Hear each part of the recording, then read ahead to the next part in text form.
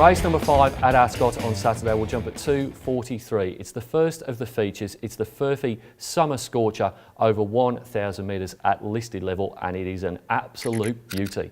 In replay, let's have a look at the last start performance of G-Boss.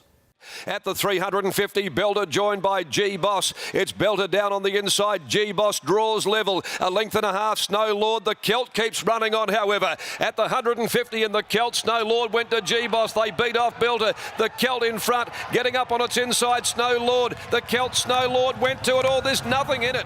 3 of the 8 runners come out of the replay race. I'm going to go with number 3 here, G-Boss. He dropped significantly in weight. He carried 57.5 last time out, and that was in spite of a 3 kilo claim for Fiona Bell. Gets in with 54.5 here. Gets gate number 1. I think he maps better than anybody else in the race. And I think stepping back from 1,100 to 1,000 suits him as well. I think that's his best possible trip. Goes on top from number 5, Ambionte, who's won each of his last 3 races and carried 61 kilos to victory first up. That was a very good performance. The overall speed rating was okay. It wasn't as good as the form race we saw in replay, but not willing to rule out Ambionte, and he trialled with G-Boss, and there was not much between them before they resumed their campaigns.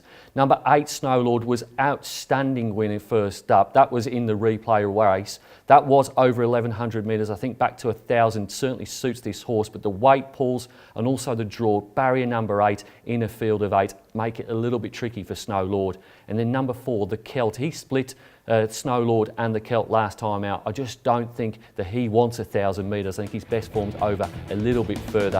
I think he's going sensationally well though, and he goes in the minors. Great race this. Race number 5, going with number 3, G-Boss, to beat 5 Ambionte, 8 Snow Lord and 4 the Celt.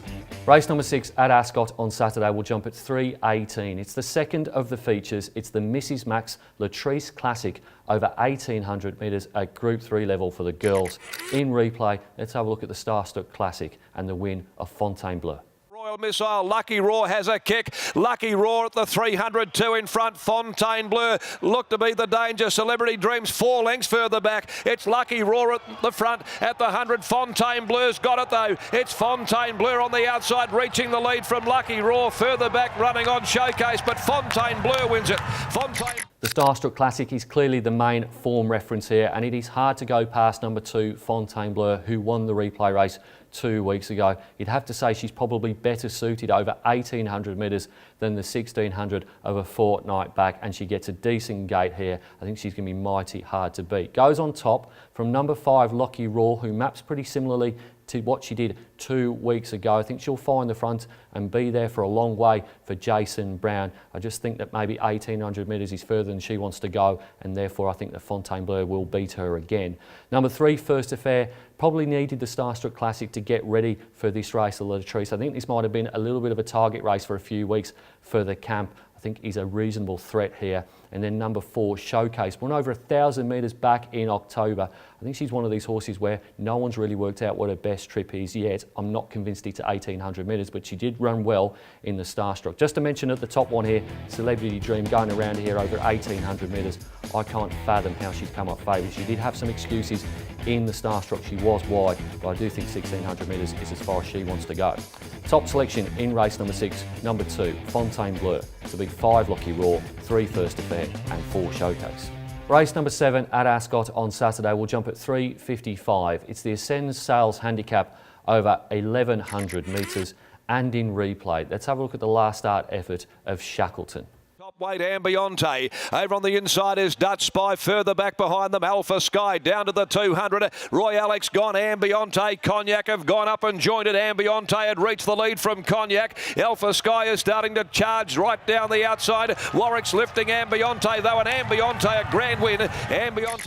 Shackleton is yet to win this campaign, but I think he might get his opportunity on Saturday. He's drawn really nicely this time in gate number 2. He rates pretty closely with Alpha Sky on their 2 clashes this preparation, but he significantly draws better than that horse on Saturday. I think Shackleton down the bottom of the weights can win for the Ganjimi crew. Goes on top from a major danger, which is number 5, Alpha Sky. I think he's found his level in these type of sprint races, in this type of class, going very, very well. And they're two horses I wanted to follow out of their runs last time out. Another horse I'm pretty keen on is number 9, Double Jeopardy. He was back to beat Shackleton and Alpha Sky in the replay race, but he was withdrawn at the barriers. You've got to respect anything that the Pierce boys are sending out at the moment, and he will be supported, I am sure, on Saturday. And then number 10, at odds a little bit more here, My Demi, comes out of a race at Pinjarra behind Glasgow Girl, but he was pretty close up behind Alpha Sky before winning that race down in the Peel.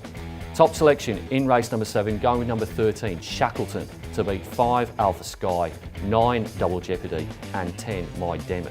Race number 8 at Ascot on Saturday is the main event. It jumps at 4:35. It is the Tab Touch Perth Cup over 2,400 metres at Group 2 level and in replay. Let's go back 7 days to the ATA Stakes performance of Action.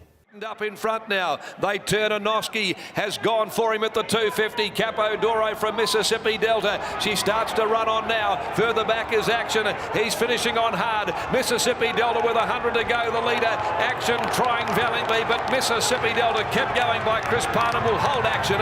Mississippi Delta. Action only finished second in the ATA Stakes, but yet again it was another staying race in Perth, not run with a great deal of tempo. I think there'll be a reasonable tempo, if not a fast tempo, on Saturday at Ascot for this Group 2 event, and I think that if they go a reasonable click, that Action's going to take a stack of beating here. He's proven over course and distance. He was 11th in the Railway Stakes. His runs all campaign have been okay without being outstanding, but I think here on the minimum weight with William Pike aboard, he is the one to beat in the feature. Goes on top from number 13, Prime Tom. Initially I'd written this horse off after his last start performance, but having looked at the sectionals, it just simply wasn't run to suit. He was much, much better. In fact, a career best performance in the Kingston Town Classic off what was a fast tempo. If they go a genuine clip here, I think he can prove out of sight, and he goes in for second. Another forgotten horse here is number 11, Perfect Jewel. She was 4th in the Railway Stakes and 3rd in the Van Heemst, and yet people are saying that Mississippi Delta is a better chance than she is for the Cerise and White. I just don't buy it. I think she is a major place chance here.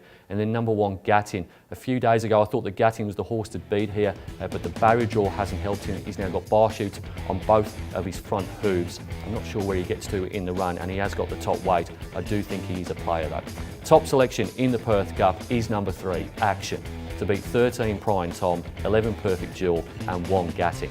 Race number 8 at Ascot on Saturday will jump at 5:15. It's the Seppelt, the drives handicap, over 1,200 metres.